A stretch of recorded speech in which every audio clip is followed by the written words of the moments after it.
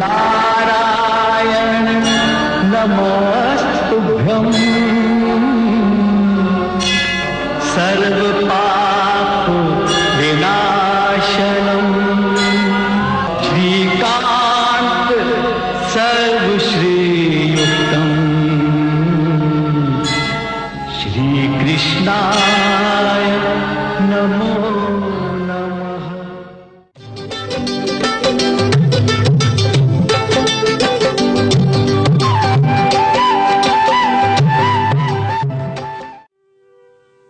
नाना पुराण निगमागम सम्मतं यद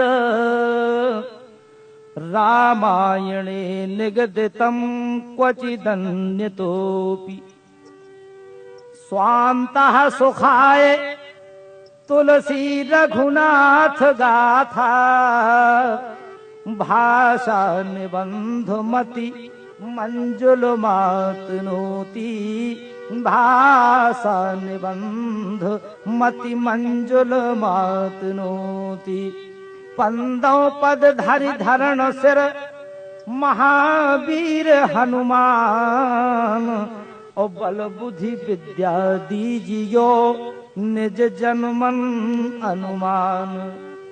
अपने अपने घरन की सब काहू खा पीर और तुम्हें पीर सब घरन की सुधन्य धन रघुवीर।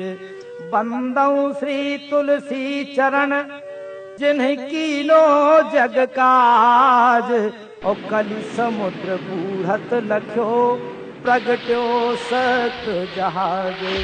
तुलसी जिनके मुखन ते धो के उनके सतराम और उनके पग की पग तरी सुमोरे तन को चाम।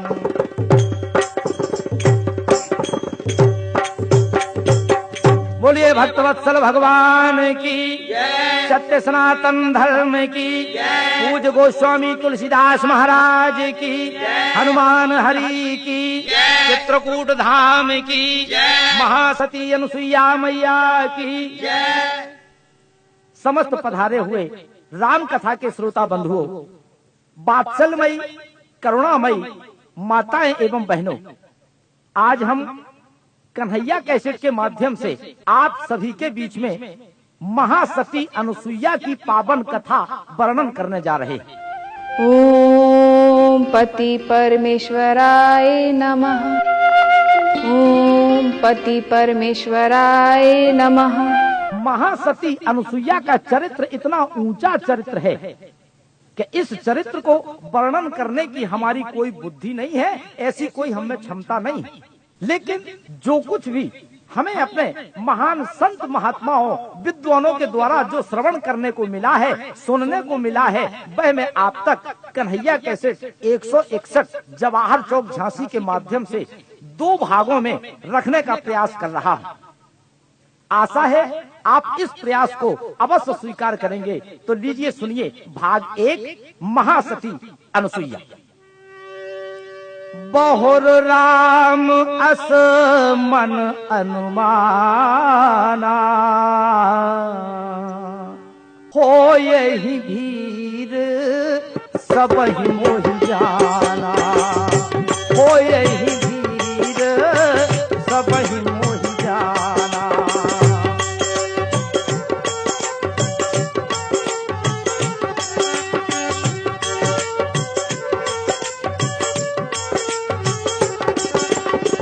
यह चित्रकूट धाम बहुत पावन भूमि है, तपोभूमि है। यहाँ की भूमि देखिए कैसी है कि चित्रकूट चिंता हरण कामद गिरि सुख धाम। ओ धन्य धन्य यह धारणी पावन जिसका नाम। चित्रकूट धाम ऐसी पुण्य भूमि है कि जिस पुण्य भूमि में मर्यादा पुरुषोत्तम भगवान राम 12 वर्षों तक रहे। और जिस दिन से भैया भरत का मिलन हुआ भगवान राम से। जब भगवान राम ने भरत को वापस अयोध्या भेजा कि भैया भरत जाओ, तुम राज्य के उत्तराधिकारी बनो, राज्य का कामकाज देखो। उसी दिन से अयोध्या से चित्रकूट किसी न किसी के आने का तांता भगवान राम से मिलने को लगा रहता था। जब तक चित्रकूटवासी चित्रकूट में भगवान राम को देखकर बड़े प्रसन्न होते थे, अयोध्या से कोई ना कोई रोजाना आता रहता था। लेकिन जब मिथिलापुर के वासी, जब जनकपुर के वासी भी चित्रकूट भगवान राम से मिलने आने लगे, तब भगवान राम अपने मन में सोचने लगे कि अरे अब तो हमारी ससुराल पक्ष के भी लोग यहाँ मिलने को आने लगे, और ससुराल पक्ष के लोग जब यहाँ आएंगे या मिलेंगे और हमारा यह तपसी का वेश देखेंगे तो उन्हें हृदय में कितना दुख होगा। ये सोचा मर्यादा पुरुषोत्तम भगवान राम ने कि अब मुझे सब यहाँ पहचानने लगे हैं, जानने लगे हैं, अब तो मुझे वनवास कैसा जब अयोध्या वासी भी यहाँ आ जाते हैं। अब मुझे यहाँ से आगे चलना चाहिए। सोच रहे हैं मन में कि मुझे और भी तो कार्य करना है। अनुज लक्ष्मण, अब हमारा चित्रकूट में रहना उचित नहीं है। अब तो जनकपुर वासी भी हमसे मिलने चले आते हैं। मेरा हृदय बहुत व्याकुल हो रहा है। अंतरात्मा से ये स्वर निकल रहा है कि हम पिताश्री को दिए वचन का छल कर रहे हैं। इन सब के आते अब ये वन कहाँ रहा। अब हमें प्रस्थान करना चाहिए। भ्राताश्री, मैं आपके विचारों से पूर्ण सहमत हूँ, किंतु भाभी माँ से परामर्श लेना क्या उचित नहीं होगा? ठीक कहते हो लक्ष्मण। हे जनक नंदिनी सीते, तुम्हारा क्या विचार है?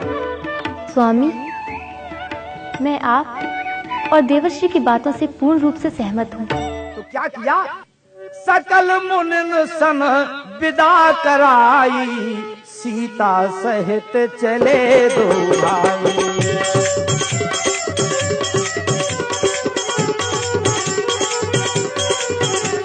जैसे ही भगवान राम चले, अब देखिए सबसे पहले चित्रकूट धाम से मर्यादा पुरुषोत्तम भगवान राम कहाँ पहुँचे?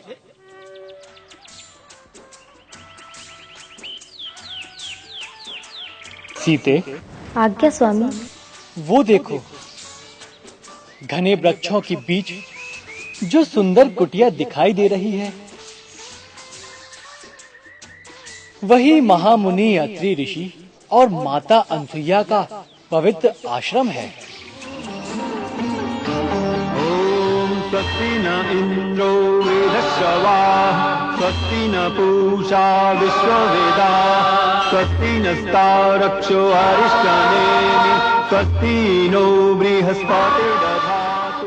अत्रि के आश्रम प्रभु गए और सुनत महा मुनि हर्षित भये। जब अत्रि ऋषि को ज्ञात हुआ कि हमारे यहाँ मर्यादा पुरुषोत्तम भगवान राम आ रहे हैं, तो क्या किया अत्रि ऋषि ने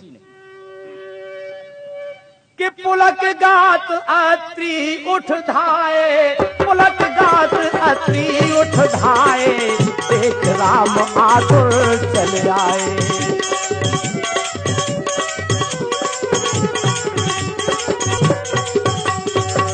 अत्रि ने देखा भगवान राम को, तो सबसे पहले अत्रि उठकर भगवान राम की स्तुति करने लगते हैं कि नमामि भक्त वत्सलम कृपालुशील कोमलम, भजामि ते पदाम्बुजम अकामि नाम स्वाधमं।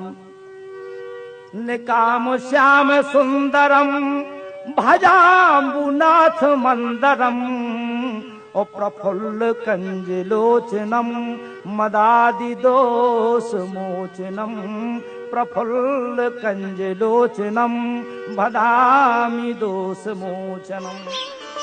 आज आपके आगमन से ये साधु की कुटिया पवित्र हो गई भगवान। अहो भाग हमारे जो आज प्रभु श्री राम के दर्शन प्राप्त। ये आप क्या कह रहे हैं महर्षि? मनुष्य के पुण्य कर्मों से ही शुभ समय प्राप्त होता है, अतः हमें आशीर्वाद प्रदान करें जिससे हमारे मनोरथ पूर्ण हो सके। आज हम सभी आपके दर्शन पाकर धन्य हो गए। जय हो भगवान, जय हो। और इन्हीं अत्रि ऋषि की पत्नी महासती अनसुईया, जिनके पतिव्रत धर्म, सत और तपस्या के बल पर मां मंदाकिनी इस मृत्यु लोक में, इस भूलोक में आई, जो आज अनेक पतितों का उद्धार करती हैं। महासती अनसुईया पति परायण, पतिव्रत धर्म का पालन करने वाली, कैसे मंदाकिनी गंगा को पृथ्वी पर लाई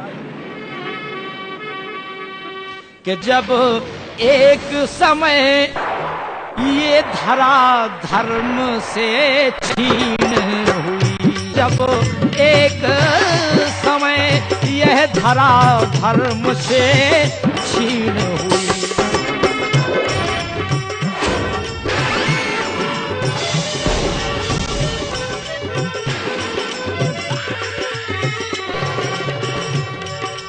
ये दृष्टि बंद हो गई सभी, ये दृष्टि बंद हो गई सभी, ये धान से सारी वसुधाएं।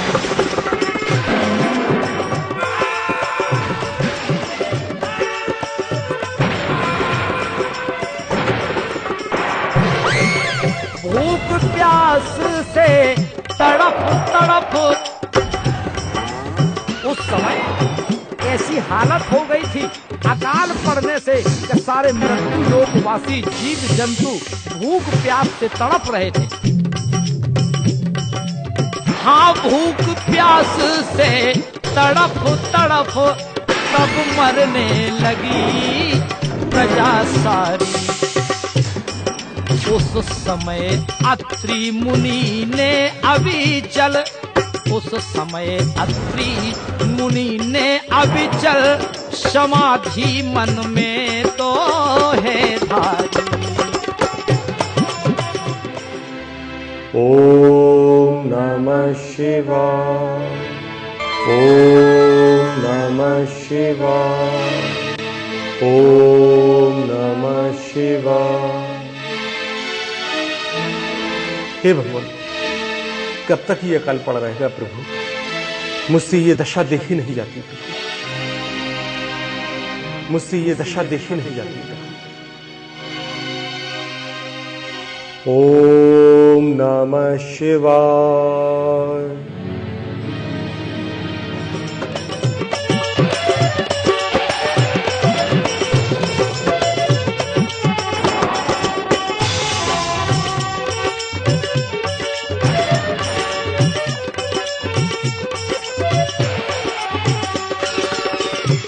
अत्रि मुनि समाधिस्थ हैं, सती अनसुईया उनके समक्ष बैठी हुई हैं। पति सेवारत अनसुईया भी प्रियतम को बैठी झांक रही। माँ अनसुईया झांकती हैं कि ऐसा ना हो कि हमारे पति आंखें खोले और हम उनके सामने ना मिले, किसी वस्तु की आवश्यकता उन्हें पड़ जाए तो हमारी पति सेवा किसी काम की नहीं रहेगी। पति सेवारत अनसुईया भी प्रियतम को बैठी झांक रही कि कब आंख खुले कुछ बोल उठे, कब आंख खुले कुछ बोल उठे, सेवा का अवसर ताक रही।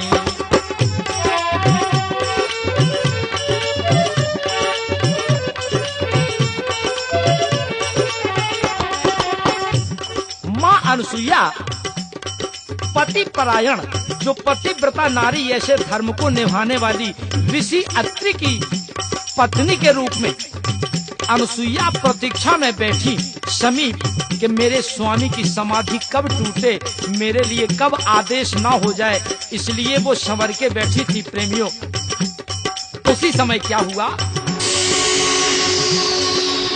एकाएक मुनिवर जाग उठे, बोले फौरन पानी लाओ। इतने में क्या हुआ कि अत्रि मुनि की समाधि खुली। उन्होंने कहा पानी लाओ। वे बोल उठी कि हे स्वामी अभी हाल लाती हूँ। वे बोल उठी लाती स्वामी, झट पानी लाती मत घबराओ।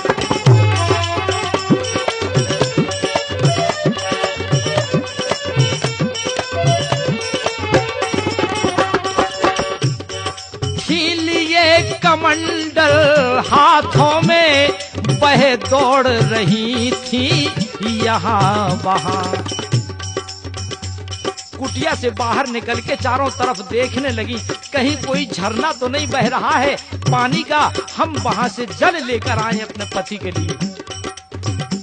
तो हर वन में पक्षी प्यासे थे, चिल्लाते जाते कहाँ कहाँ हर वन में।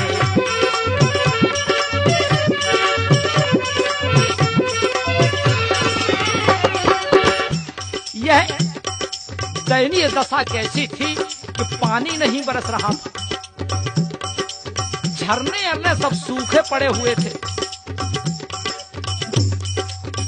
वृक्षों ने पत्ते तक डालना शुरू कर दिया था, पत्ते डाल रहे थे वृक्ष। यहाँ तक कि चींटी भी प्यासी फिरती थी, चींटी भी प्यासी फिरती थी, पशुओं की कहता में बात नहीं।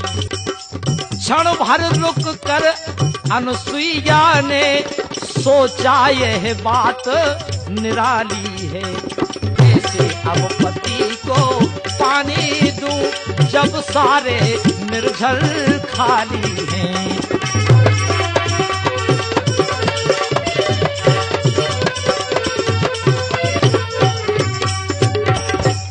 जब चारों तरफ सारे निर्जर खाली पड़े हुए थे, माँ अनसुईया ये विचार करती हैं कि क्या करूं, कहां से पति को मैं पानी दूं, क्योंकि यहाँ चारों तरफ तो जल दिखाई नहीं देता।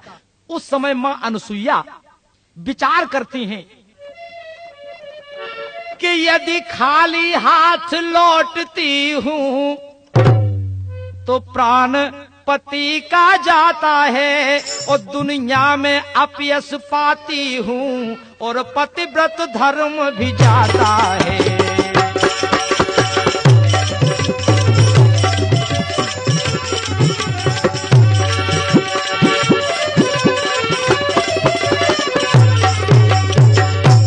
माँ अनसुईया विचार करती हैं कि मैं खाली हाथ लौट जाऊंगी, पति प्यास से व्याकुल हो रहे हैं, उनके प्राण चले जाएंगे और मेरा भी पतिव्रत धर्म नष्ट हो जाएगा। अब ये मन में अनसुईया जी सोच रही हैं कि चाहे कुछ भी हो, मुझे कुछ भी करना पड़े, कि अब तो जल लेकर ही जाऊंगी, यह प्रण ही करके जाऊंगी।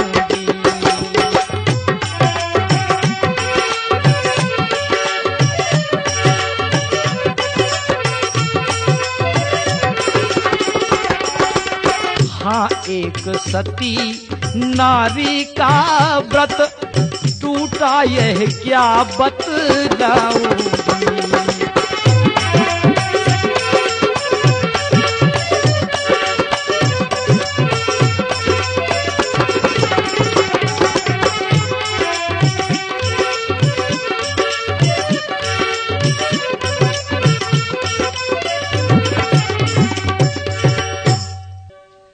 तो देखा मन में सोच कर ज्यों कुछ बड़ी अगार, और देखा पर्ण कुटी में हरिहर जपती एक कुमार।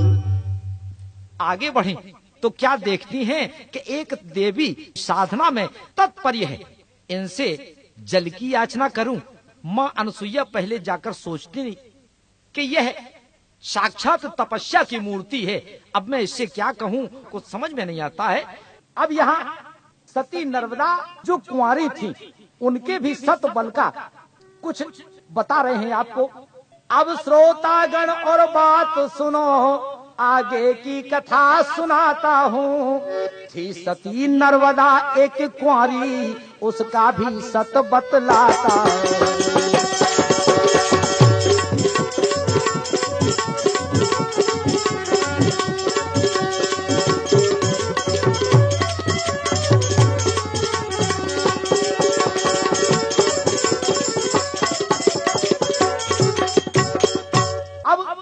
इनकी बात जहां तक है, क्या हुआ था, एक युवक धन के मद में वह वेश्या के घर जाता रहा, और धन माल खजाना था जितना उस वेश्या पर ही लुटाता रहा।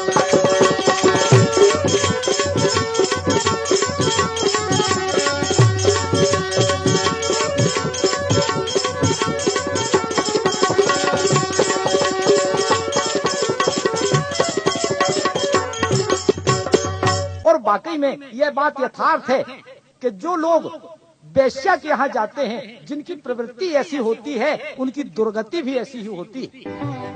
क्या बात है सुंदरी, कितना अच्छा नृत्य कर रही है। कब से प्रतीक्षा कर रही हूँ आपकी। लगता है किस दिन प्राण लेकर ही छोड़ेंगे आप। सुबह से ना कुछ खाया है और ना ही कुछ पिया। पर इससे आपको क्या? ऐसा न कहो सुंदरी, आपको देखे बिना तो इन आँखों की प्यास ही नहीं बुझती। किंतु तुम्हारे रोज रोज के बहानों से तंग आ गई हूँ मैं। बताओ आज क्या हुआ?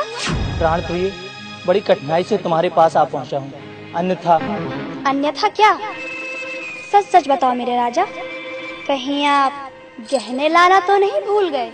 कैसे भूल सकता हूँ मेरी रानी, भोजन करना भूल सकता हूँ, किंतु तुम्हारे द्वारा मांगी गई वस्तु लाना कैसे भूल सकता हूँ।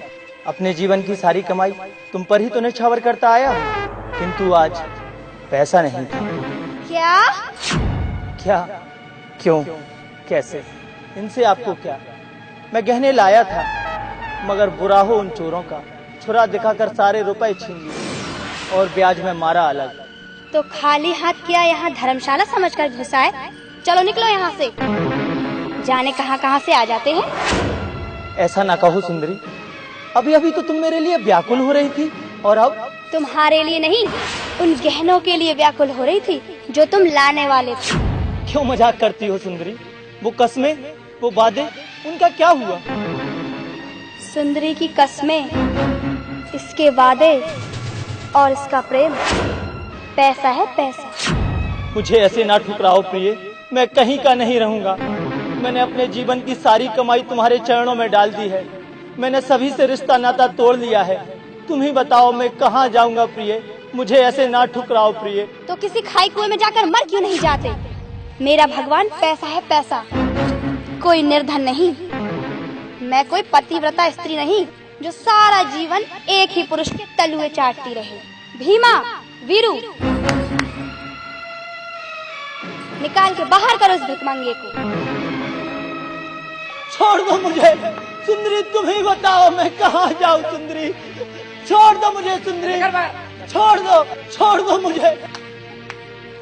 नहीं सुंदरी, तुम ऐसा नहीं कर सकती हो। छोड़ दो मुझे।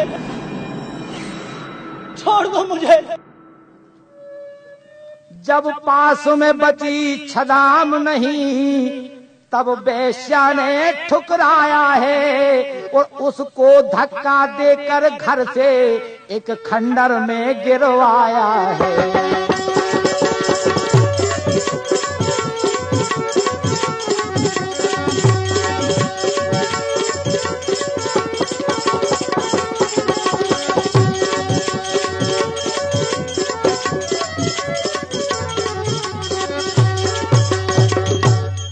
खंडहर में गिरा तो लहू लुहान उसका बदन हो गया। लहू लुहान सब बदन हुआ, न पैरों से चल पाता था और पड़ा पड़ा वह खंडहर में पानी पानी चिल्लाता था। वह बदन घसीटता धरनी पर रोता जंगल की ओर हुआ और जाकर के सघन तपोवन में वह बेचारा बेहोश हुआ।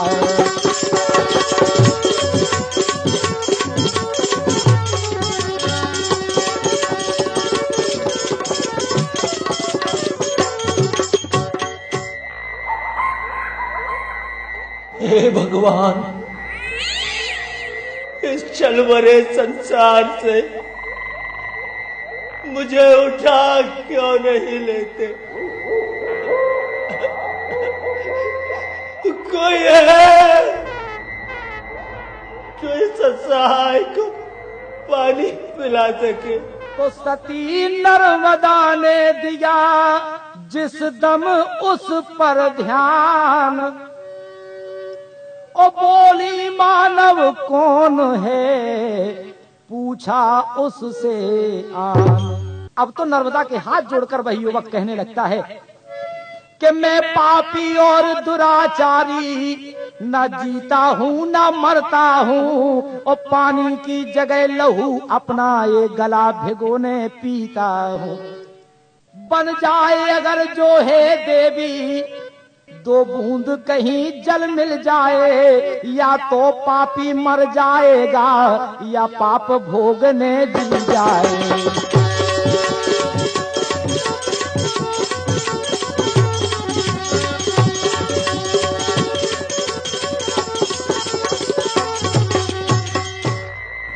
इस सुनसान जंगल में आप कौन है पथिक, और आपकी ये दुर्दशा किसने की?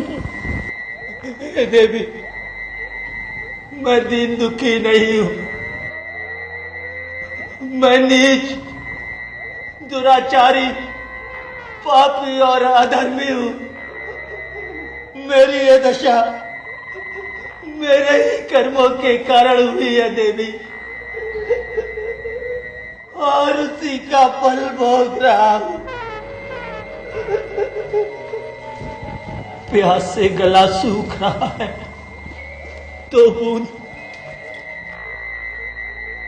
जल मिल जाता तो प्राण सफलता से निकल सकते देवी।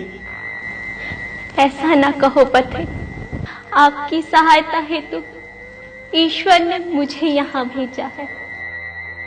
आप यहीं विश्राम करें, मैं जल लेकर आती। इतना जब नर्मदा से कहा तो देखिए क्या होता है। वहाँ नर्मदा जी अब तो वन वन में भटकने लगी।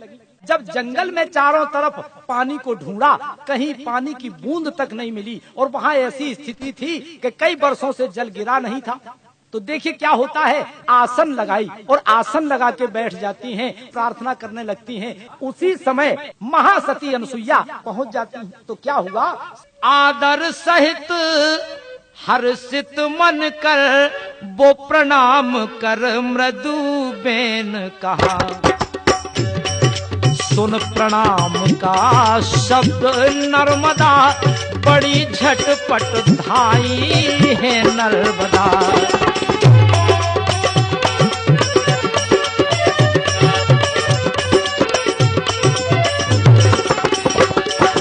कहे मां अनसुईया, इस बेटी को क्या आज्ञा है? वह बोली, बेटी आज्ञा क्या है, मैं तो आज आपके सामने एक भिखारिन हूँ और मैं भीख मांगने आई हूँ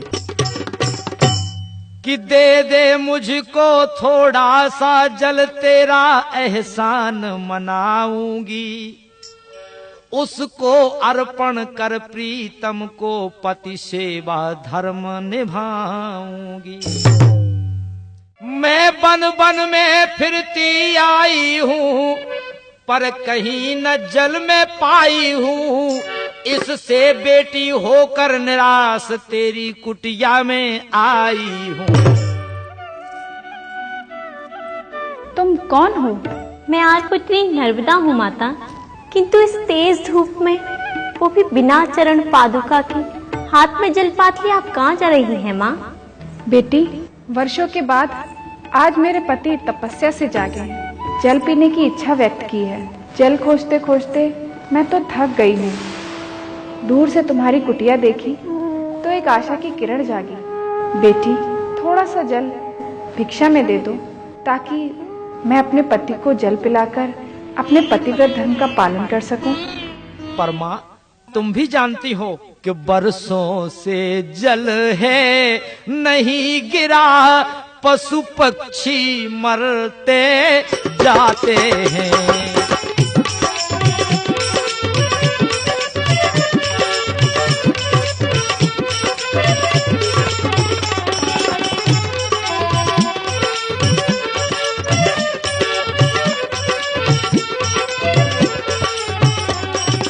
सर बोल बबर भी सूख गए, सब घाट सूखते जाते हैं।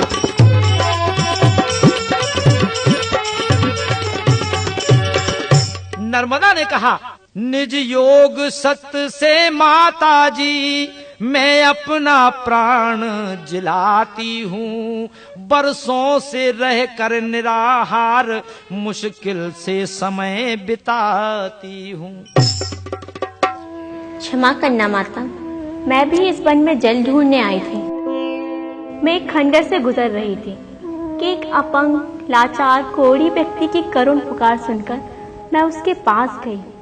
उसने जल की इच्छा प्रकट की, बस उसी के लिए जल ढूंढने आई थी, किंतु जल न मिलने के कारण मैं ये सोचकर तपस्या कर रही थी कि बिना जल के उस पति के पास क्या मुंह लेकर जाऊंगी, जो आशापूर्ण नेत्रों से मेरी राह देख रहा है।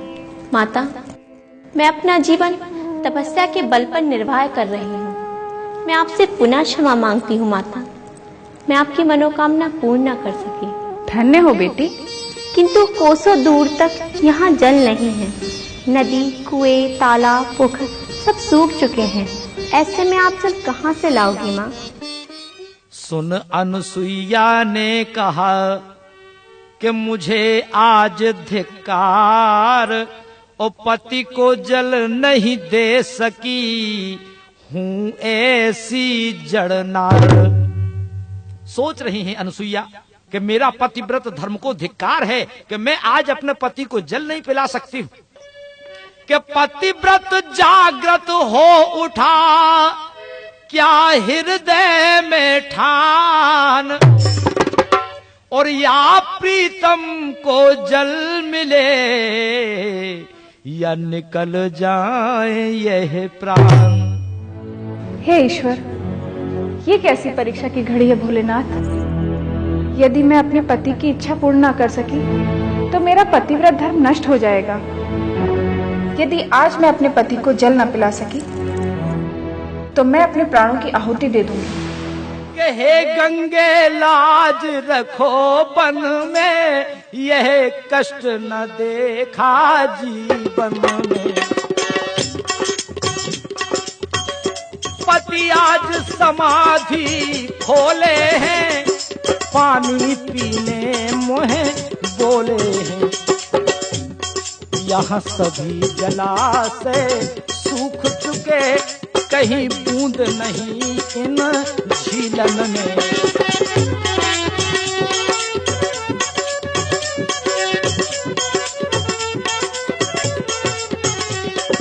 बिन लिए नीर ना जाऊंगी, इस वन में प्राण गंवाऊंगी। और यह पतिव्रत धर्म टूटता है, पति वचन हुए जो उल्लंघन।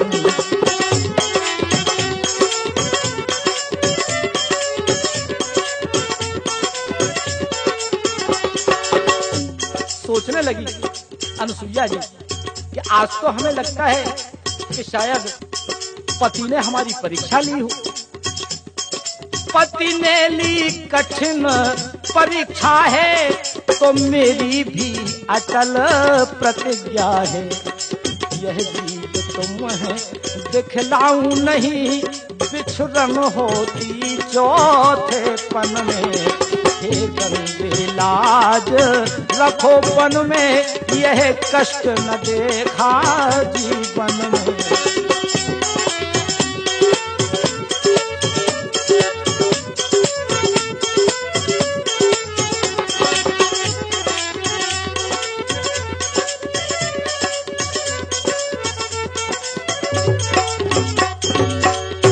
गंगा की प्रार्थना की तो हुआ क्या कि अनसुईया की लख दशा हुई गंगा उत्पन्न। हाथ उठा कहने लगी कि हूँ देवी प्रसन्न। ओम गंगाए नमः, ओम गंगाए नमः,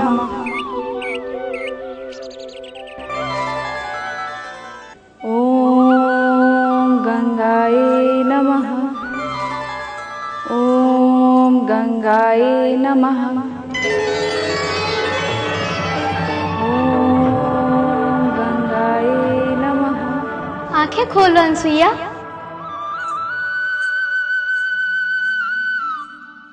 मैं तुम्हारी तपस्या से प्रसन्न हूँ। मांगो, क्या वरदान मांगती हो?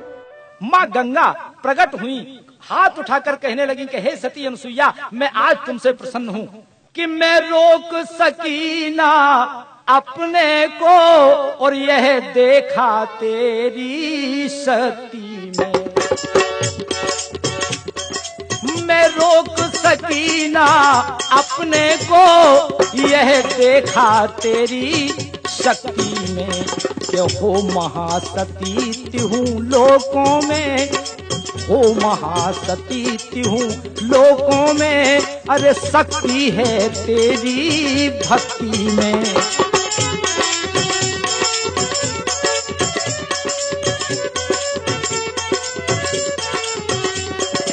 उंगली बिच चक्र हथेली से गंगा की धार निकलती है।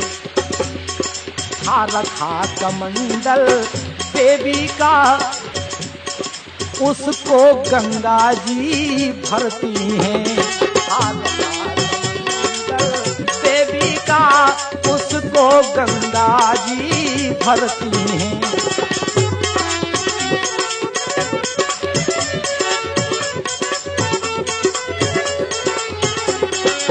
गंगा ने कहा सुनो देवी, आज्ञा दो मुझको जाती हूँ। ले जाओ पति को जल देना, तुम पतिव्रत धर्म निभाती हो।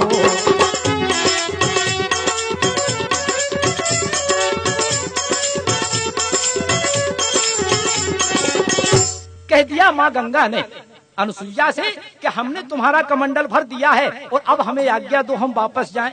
तब सती अनुसुईया हाथ जोड़कर खड़ी हो गईं और गंगा मैया से प्रार्थना करने लगी कि हे मैया, आपने बड़ा उपकार हमारे ऊपर किया है। तब कहा सती अनुसुईया ने कि माँ मुझ पर एक उपकार करो, तर जाए जीव चराचर के अपने जल से उद्धार करो।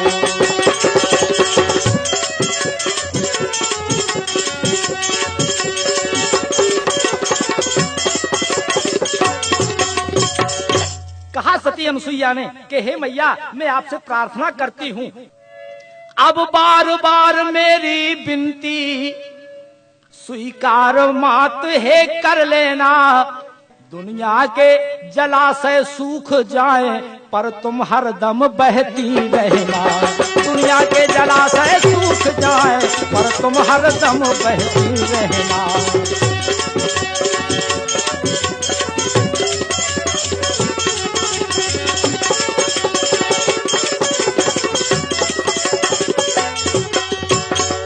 प्रार्थना की माँ अनुसुईया ने कि हे गंगे मैया, सारे संसार के जलाशय सूख जाएं, लेकिन जब तुम यहाँ आई हो, मंदाकिनी गंगा से प्रार्थना की कि माँ आप यहाँ हमेशा बहती रहना। अब जल से किसी भी पशु पक्षी, किसी भी प्राणी मात्र को कोई परेशानी ना हो। माँ गंगे, यहाँ वर्षा ही नहीं हुई है। इस चित्रकूट धाम के सभी जीव जंतु इस कड़ी धूप से व्याकुल है माता। यदि कुछ समय और यहाँ वर्षा न होती तो अनेक जीव जंतुओं का अस्तित्व ही नष्ट हो जाता माता। हे माँ, जिस प्रकार आपने मुझ पर उपकार किया है, उसी प्रकार सभी नदी, जलाशय, पोखर आदि जलमग्न कर दे माँ। तथास्तु। इतनी सुन पाताल से निकली गंगा धार, और जीव चराचर संत जन करने लगे जयकार। सब प्राणी मात्र आज भी महासती अनुसुईया की जय जयकार करते हैं, जिन महासती अनुसुईया ने सारे संसार का उद्धार किया है, जो माँ मंदाकिनी को पृथ्वी पर लाई। अब यहाँ नर्मदा कहने लगी कि माँ, मैं चाहती हूँ कि मुझे स्वर्ग लोक मिल जाए। कहने लगी अनुसुईया जी कि बेटी, बेटी तुमसे मैं प्रसन्न हुई, तुमको अब स्वर्ग पठाते हैं और तुमको जाने के लिए अभी एक पुष्प विमान मंगाते हैं।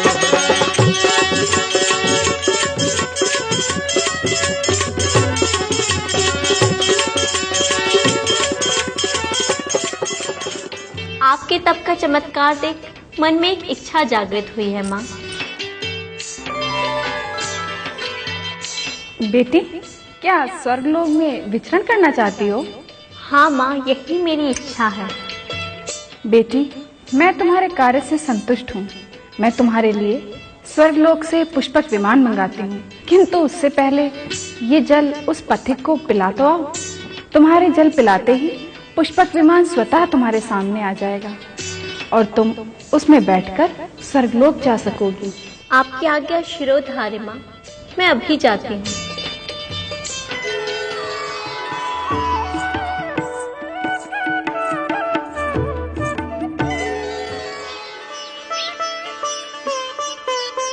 जल पियो।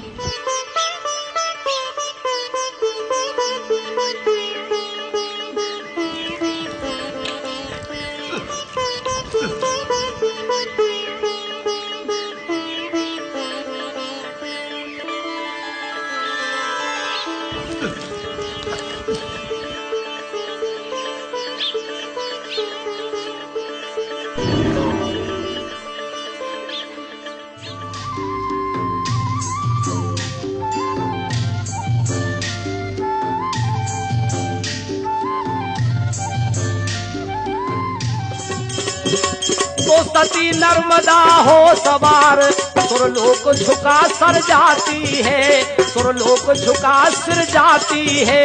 माँ अनुसुईया आश्रम आकर, माँ अनुसुईया आश्रम आकर पति को नीर पिलाती है।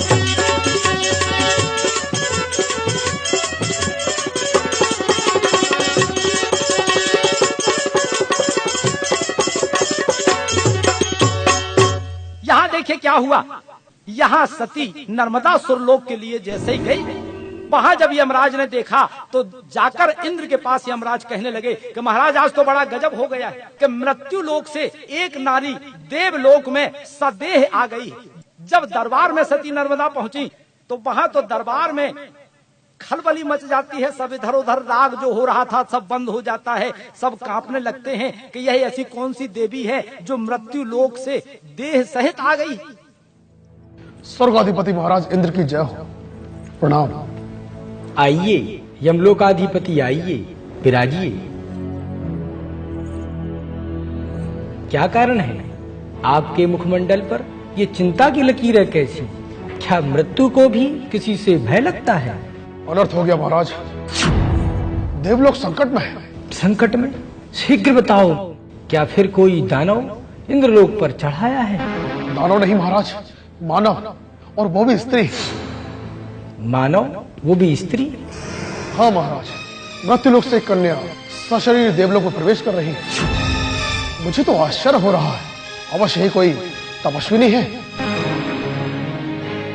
कहा सती ने देवों से कि मुझको सुरलोक में रहना है और रहने का साधन कर दीजिए, बस तुमसे इतना कहना है।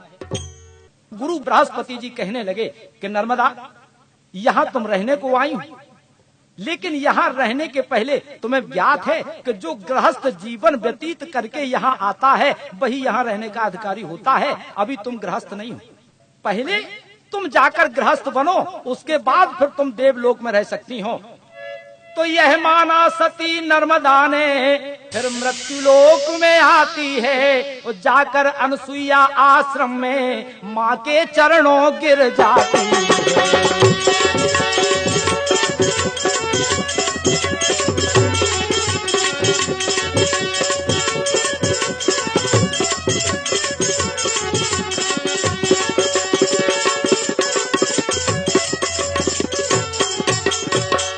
लौटकर जब देवलोक से नर्मदा जी आई, सती अनुसुईया के चरणों में गिरकर कहने लगी कि हे माते, गुरु बृहस्पति ने कहा है कि तुम तो गृहस्थ मार्ग से निकल के आओ तब देवलोक में स्थान मिलेगा।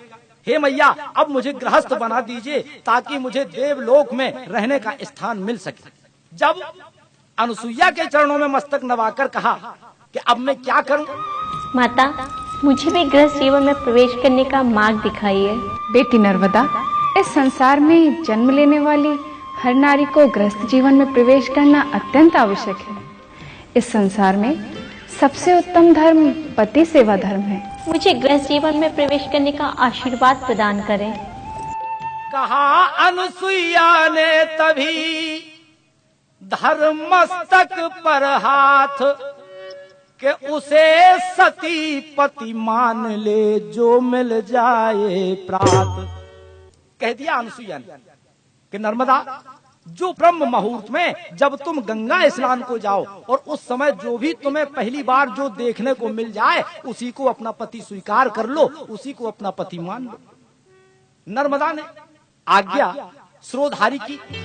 बेटी नर्मदा, कल प्रातः काल जब तुम माँ गंगा के दर्शन करने जाओगी तो सर्वप्रथम वहाँ जिस पुरुष पर तुम्हारी दृष्टि पड़े उसे पति के रूप में स्वीकार करना। उसे अपने मन के मंदिर का देवता बनाकर अपने पति सेवा धर्म का पालन करना। जो आज्ञा माँ। और नर्मदा जी देखिए कहाँ जाती हैं। नर्मदा तो शीश नवा करके अपने आश्रम में आती हैं। उठ ब्रह्म मुहूर्त में देवी वह गंगा स्नान को जाती हैं। स्नान किया क्रिया करके प्रातः कुटिया से धाती हैं और कोड़ी विकराल चले घुटनों उस पर दृष्टि पड़ जाती है।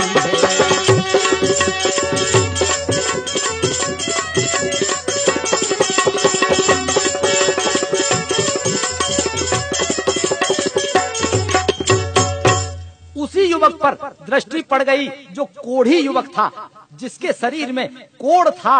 अब तो उस युवक को देखा तो जाकर नर्मदा जी उस युवक के चरणों में गिर जाती हैं और कहने लगी कि हे नाथ, मैं आपको पति रूप में स्वीकार करती हूँ। आखिर उस युवक को नर्मदा जी ने अपना पति स्वीकार कर लिया। दासी का प्रणाम। स्वीकार हो नाथ। आप कौन है देवी? कहीं आप वही तो नहीं जिसने मेरी प्यास बुझाई थी? हाँ स्वामी, मैं वही हूँ, आपके चरणों की दासी। चरणों की दासी? और मुझ जैसे अपाहिज की क्यों ठिठोली करती हो देवी? मुझ जैसे कोढ़ी अपन को कौन स्वीकारेगा? मैं स्वीकारूंगी नाथ। मैंने मन, वचन और कर्म से आपको अपना पति स्वीकार किया है। नहीं नहीं, ऐसा नहीं हो सकता देवी। तुम एक रूपवान स्त्री हो, तुम्हें तो कोई राजकुमार ब्याह के ले जाएगा। मैं किसी दृष्टि से तुम्हारे योग्य नहीं हूँ। नहीं, मैं किसी दृष्टि से तुम्हारे योग्य नहीं। ये मेरा भाग है स्वामी, माता अनुसुईया का आदेश। मैं और पुत्री नर्मदा हूँ। और पुत्री अपने जीवन में एक बार पति का चयन करती है, सो मैंने कर लिया। जो निर्णय पूर्ण श्रद्धा और विश्वास के साथ लिया जाए वह अटूट बंधन को जन्म देता है। अतः आप मुझे अपनी दासी के रूप में स्वीकार करें ना। स्वीकार करें।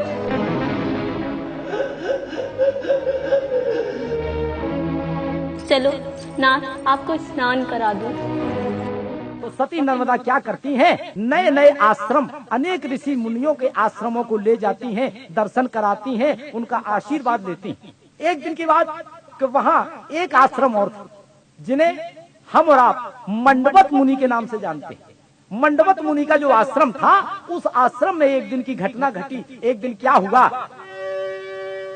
कि मंडवत मुनि के आश्रम धन रख आए चोर, तो पकड़ सिपाही ले गए मुनि को होते भोर।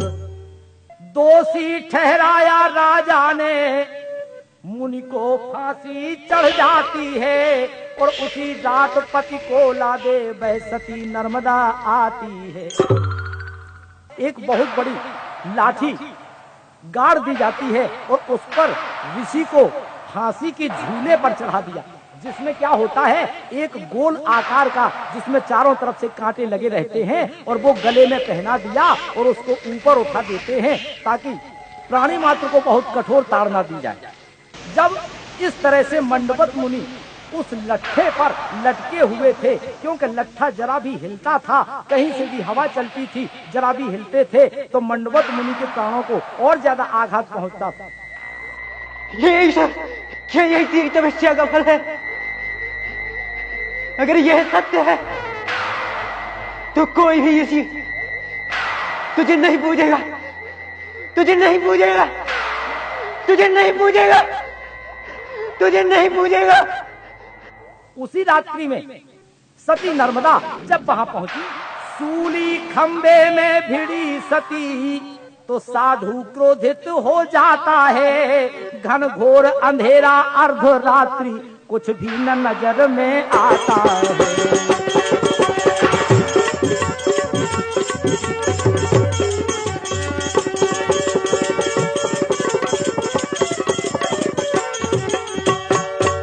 वह खंभ जब हिलता है तो मंडवत मुनि को और ज्यादा कष्ट होता है, बड़ा दुख होता है। वह कांटे जो है और ज्यादा इनके गले में चुभने लगते हैं।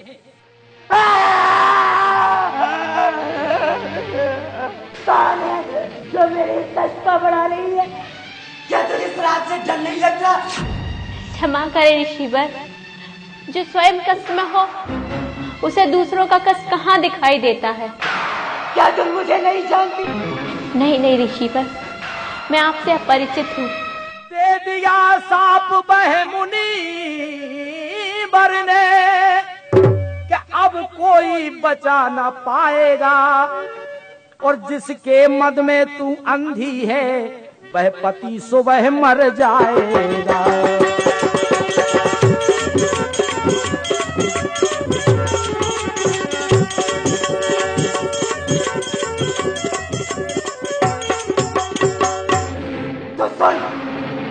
मैं मंडवत ऋषि हूँ और मैं अपनी तपस्या के बल पर तुझे श्राप देता हूँ। तू जिसके बल में चूर होकर सब कुछ भूले जा रही है, सूर्य की पहली किरण के साथ ही उसका प्राण हो जाएगा। नहीं ऋषिवर, नहीं, मेरे स्वामी पहले से ही अधिक कष्ट में है। मेरे स्वामी के प्राणों के साथ मत खेलिए ऋषिवर, मत खेलिए। मैं आज पुत्री आपसे अपने पति के प्राणों की भिक्षा मांगती हूँ ऋषिवर। मेरे पति के प्राणों के साथ मत खेलिए ऋषिवर, मत खेलिए, मत खेलिए, मत खेलिए। मंडवत मुनि ने शाप दे दिया सती नर्मदा को, तू जिस पति के मद में अंधी होकर चल रही है, जिस खंबे से टकरा गई है, तुझे मालूम नहीं है कि मुझे कितना दुख हो रहा है। सती नर्मदा हाथ जोड़कर मंडवत मुनि के समक्ष बहुत गिड़गिड़ाने लगती हैं। बहुत विनय की देवी ने मुनि कहा न कुछ हो पाएगा।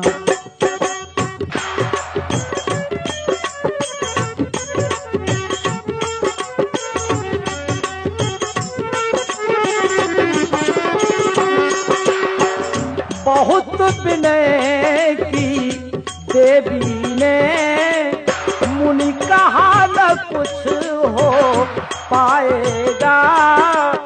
बोली देवी मैं कहती हूँ कि मुनि तो वह नहीं हो पाएगा।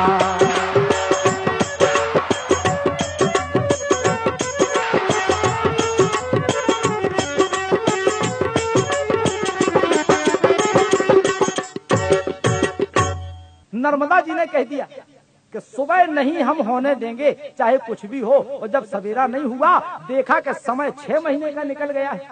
और प्रातः काल सूर्योदय नहीं हुआ तो सारे सृष्टि में हाहाकार मच जाती है, तीनों लोकों में। यहाँ तक कि सब पुकार करने लगते हैं भगवान के। वैकुंठ धाम में जाकर समस्त देवता पुकार करने लगते हैं कि भगवान जगदीश हरे जगदीश हरे जगदीश हरे जगदीश हरे जगदीश हरे जगदीश हरे जगदीश हरे जगदीश हरे।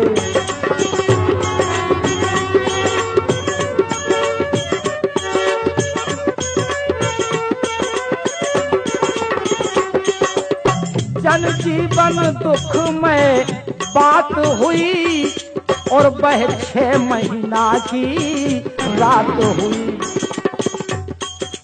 हे राम हरे जगदीश हरे जगदीश हरे जगदीश हरे।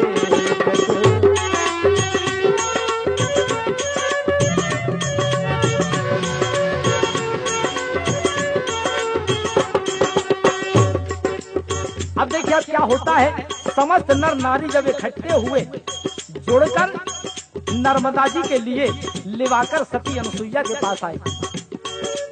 नर नारी जब जुड़कर आए सती को अनुसुईया झिंगलाए।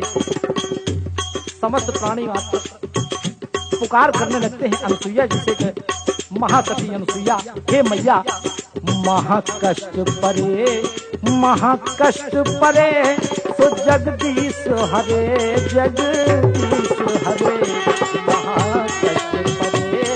महाकष्ट परे जगदीश हरे जगदीश हरे।